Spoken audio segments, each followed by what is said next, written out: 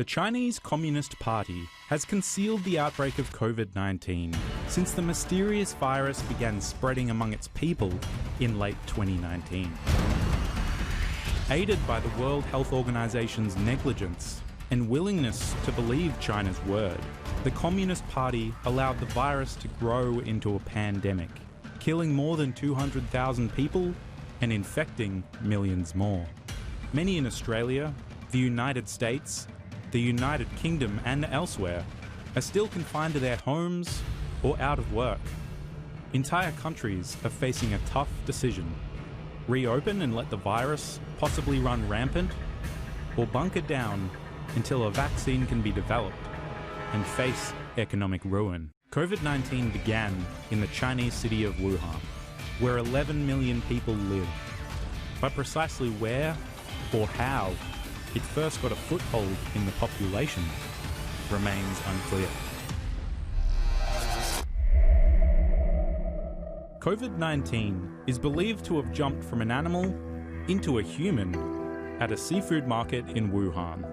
Places like these, called wet markets, are common in China, selling seafood, meat, fruit and vegetables, but some also brutally slaughter animals live on site. Some, like the Wuhan fish market, sell exotic wild animals that would never meet under normal circumstances, creating a breeding ground for cross-species disease. Scientists say it's highly likely the virus came from bats, but first passed through a second animal, just like the 2002 SARS outbreak. In January, the director of China's Center for Disease Control and Prevention said, "The origins of the new coronavirus is the wildlife sold illegally in a Wuhan seafood market." And a WHO spokesman told a Geneva news briefing, "All available evidence suggests the virus has an animal origin and is not manipulated or constructed in a lab or elsewhere. But the identity of the species that served as a bridge between bats and people is still uncertain." And despite being the most commonly held theory, there has been no definitive proof wet markets are where the virus made the jump to people. Even research, broadcast by a Chinese state-run media, CGTN, said it may not have come from a Wuhan market. A recent study by American scientists is shedding some light on the origin of the coronavirus. The researchers say they do not believe the virus originated in a lab, as some theories suggest. They also say the virus may not have come from a fish market in Wuhan, where the first infections were reported. And research, published in the Lancet Medical Journal, sowed seeds of doubt about the wet market theory. According to the data, which offers details about the first 41 hospitalised patients who had confirmed infections of COVID-19, just 27 had a history of direct exposure to the Wuhan wet market. The gaping hole linking these early cases to the seafood market, months after the outbreak began, has some countries searching for an alternative origin of the virus. Britain and the United States are investigating the origin of the virus, probing the theory it could be linked to the Wuhan Institute of Virology.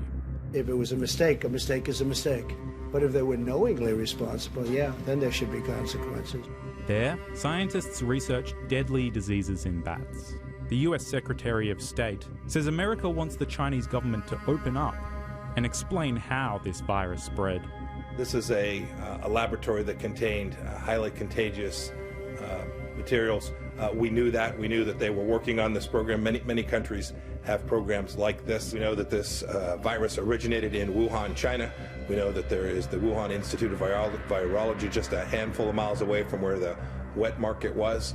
There's still lots to learn. You should know that the United States government is working diligently to figure this out. But what we really need, Martha, we really need the Chinese government to open up. They say they want to cooperate. One of the best ways they could find to cooperate would be to let the world in, to let the world's scientists know exactly how this came to be, exactly how this virus began to spread. The Chinese Ministry of Foreign Affairs used the WHO to defend itself from the erupting theory that the virus could have been created artificially. A spokesman said, I'd like to remind you that the WHO has repeatedly stated that there is no evidence showing the virus was made in a lab. Evidence does indicate it would have been impossible to create the virus in a lab with current science. Immunologist Nigel Macmillan explained, all evidence so far points to the fact the COVID-19 virus is naturally derived and not man-made. If you were going to design it in a lab, the sequence changes make no sense, as all previous evidence would tell you it would make the virus worse. No system exists in the lab to make the changes found, he said. So there's a strong argument against the theory the virus was created in a lab. But that doesn't rule out the chance a worker could have been infected in a sloppy error. This theory gained traction when it was revealed that in 2018, US embassy officials in China sent warnings back to Washington about the Wuhan Institute of Virology. In diplomatic cables, reported in the Washington Post, US officials who visited the facility expressed concern about safety at the lab. There was a serious shortage, they said, of appropriately trained technicians and investigators needed to safely operate this high containment lab. One cable warned that the research into bat coronaviruses and their potential for human transmission could cause a new SARS-like outbreak. When asked about the cables, the US Defense Secretary said America's investigation has so far been inconclusive. This is something we've been watching closely now for some time. The results are inconclusive, if you will. We do know one thing. If the Chinese government, the party, had been more transparent earlier, it would have helped us in terms of staying ahead of this virus, being able to understand its DNA, develop therapeutics and vaccines much quicker. And to this day, they need to be far more forthright than what they've been. But scientists have heaped doubt on this theory too, saying it would take decades for COVID-19 to form in the Wuhan lab. Evolutionary virologist Edward Holmes explained the closest relative to COVID-19 is a bat virus named RATG13, which was kept at the Wuhan Institute of Virology. There is some unfounded speculation that this virus was the origin of COVID-19. The level of genome sequence divergence between COVID-19 and RATG13 is equivalent to an average of 50 years, or at least 20 years, of evolutionary change. The Wuhan Institute of Virology has also repeatedly denied accusations that it's the source of the pandemic. As people who carry out viral studies, we clearly know what kind of research is going on at the Institute and how the Institute manages viruses and samples. As we said early on, there's no way this virus came from us. We have a strict regulatory regimen, we have a code of conduct for research, so we are confident of that. Why are there rumors? Because the Institute of Virology and P4 laboratory are in Wuhan. People can't help but make associations, which I think is understandable. And China pointed to the WHO as proof COVID-19 never came from the lab, this time using the body's opinion. 目前世卫组织以及包括美国在内的绝大多数国家的公共卫生领域的科学家和专业人士都普遍认为，没有证据表明新冠病毒源于实验室。 But China's track record of deceit since the beginning of the outbreak, and the WHO's willingness to blindly accept the Chinese Communist Party's word, undermines the legitimacy of the lab's defense.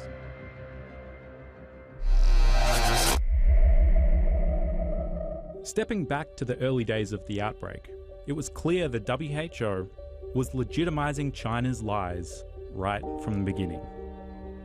If the Chinese Communist Party had taken early steps to warn the world instead of covering up its spread, and if the WHO had questioned China's information, the harm from COVID-19 would have been minimal. Instead, China's actions and the WHO's inaction helped the pandemic establish itself, leading to a global economic crisis and a soaring body count. The first case of COVID-19 goes as far back as November 17, according to media reports on unpublished Chinese government data. From the classified government record that we have seen, what we have found is that there are actually cases in November. A report in the South China Morning Post said Chinese authorities had identified at least 266 people who contracted the virus last year and who came under medical surveillance. Before 20th of January, there was like cover-up, of course. From the information we saw, like in 2019, there were already like over 200 cases.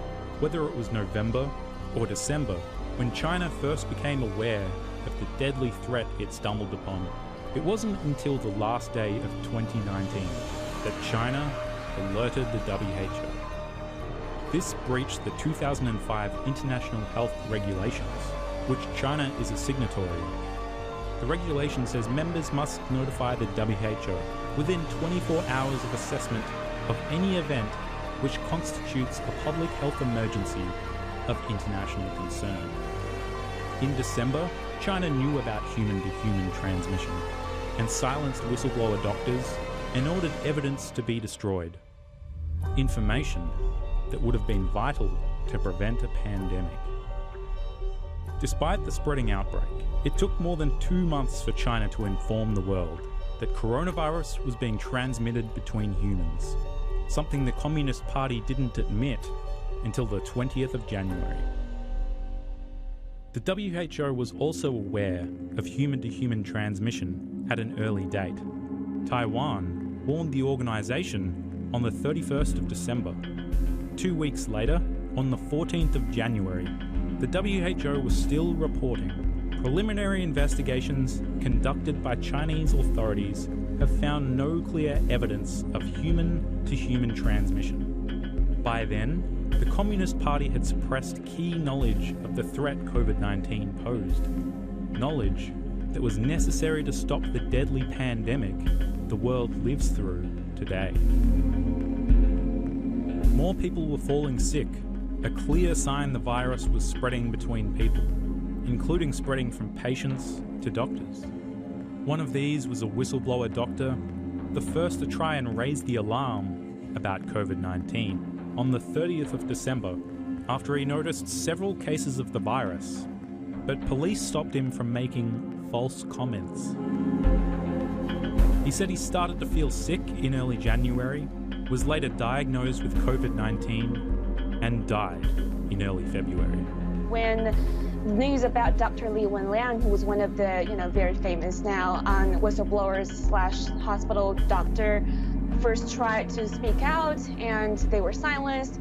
You see on the Chinese internet a lot of calls for freedom of speech, and people were angry, and their pleas were translated because they were censored. So they were then translated to languages like Arabic, English, Star Wars language, and people were trying to bypass the censorship in various ways. But the censorship came back. It's a constant battle. Yes, the authority continues to censor, whoever wants to talk about this. There are a couple of citizen journalists who have disappeared for reporting on Wuhan. It took until the 22nd of January for the World Health Organization to release a statement on the body's mission to China, saying data collected through detailed investigation and through the deployment of new test kits nationally suggests that human-to-human transmission is taking place in Wuhan. But days later, the WHO praised China for its transparency. I thank the government of China for its cooperation and transparency. The government has been successful in isolating and sequencing the virus very quickly and has shared that genetic sequence with the WHO and the international community. China's tally of infections and deaths were also severely undercounted. On the 17th of April, the death toll in Wuhan was officially revised upwards by 50%, adding almost 1,300 deaths to the 2,600 it had at the time. The WHO's refusal to question China's information and actions likely delayed the declaration of a global pandemic until the 11th of March. And a Sky News investigation earlier revealed the WHO blocked the names of its doctors who voted against declaring a public health emergency of international concern in late January, only to be declared a week later. Based on the IHR 2005, what is expected from WHO is declaring the public health emergency of international concern as early as possible, based on the factors. And as Mike said, the highest emergency as far as international health regulation is concerned was declared on January 30th. And during that time, as Maria said, there were less than 100 cases, and to be specific, 82 confirmed cases on January 30. Outside China. Of course, in China we had more cases. But it was already too late for other countries to properly protect themselves. The virus had already left the mainland. According to a study from the United Kingdom's University of Southampton, if Beijing had acted 3 weeks earlier, the number of COVID-19 cases would have been reduced by 95%, and its spread would have been heavily limited. China also engaged in a predatory campaign to make Australia remove its travel bans with the country. In a Sky News interview, the Chinese ambassador called for harsh travel restrictions to be removed or relaxed. The ambassador used advice from the WHO to try and crack open the borders in early February, showing just how the Chinese Communist Party puppeteered the WHO to achieve its goals. We are deeply disappointed over the restrictive measures that's been taken, because as I see it, they are out of proportion. That is inconsistent with the professional, recommendations of WHO. They disapprove of any measures that would unnecessarily interfere with international travel or trade. There was very considerable criticism when we imposed on the 1st of February the China ban from some of the officials in the WHO in Geneva. We've done well because we made our own decisions as a country. Some countries have begun to question China's influence over the WHO and the sequence of events that allowed the viral outbreak last year to grow into a pandemic.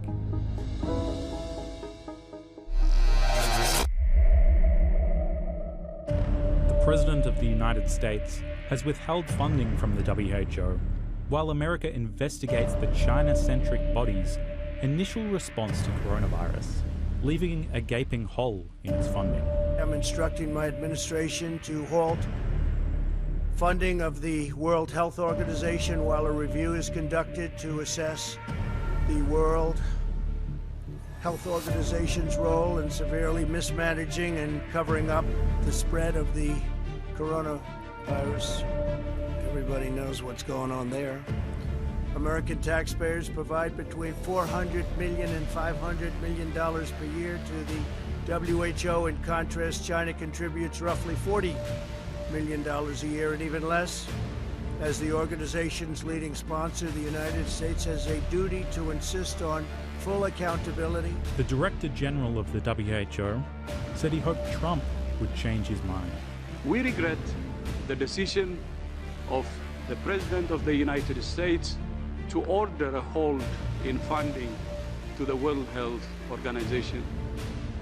With support from the people and government of the United States, WHO works to improve the health of many of the world's poorest and most vulnerable people. He also said the body's performance in handling COVID-19 would be reviewed as part of a usual process. No doubt, areas for improvement will be identified, and there will be lessons for all of us to learn. But for now, our focus, my focus, is on stopping this virus. and saving lives. Trump said the WHO had parroted China's word about how the virus is spread, failed to obtain virus samples from China, and made a disastrous choice to fight against travel restrictions as the outbreak spread. One of the most dangerous and costly decisions from the WHO was its disastrous decision to oppose travel restrictions from China and other nations. They were very much opposed to what we did. Fortunately, I was not convinced and suspended travel from China, saving untold numbers of lives. Thousands and thousands of people would have died. Had other nations likewise suspended travel from China, countless more lives would have been saved. Instead, look at the rest of the world, look at parts of Europe, other nations and regions who followed WHO guidelines and kept their borders open to China, accelerated the pandemic all around the world. Many countries said, we're going to listen to the WHO, and they have problems the likes of which they cannot believe. Trump's retaliation has received glowing praise from critics of China and the WHO.